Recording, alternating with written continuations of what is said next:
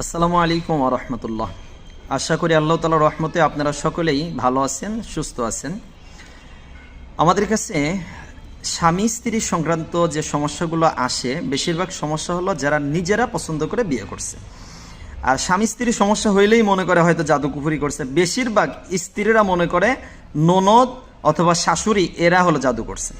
প্রিয় ভাই এবং বোনেরা শুনেন, এই স্বামী স্ত্রী যারা নিজেরা পছন্দ করে বিয়ে করছে এদের মধ্যে সব থেকে বড় সমস্যা হলো একজন অন্যজনকে সম্মান দিতে পারে না। স্বামী স্ত্রীকে যে সম্মান দেওয়া দরকার এটা দিতে পারে না।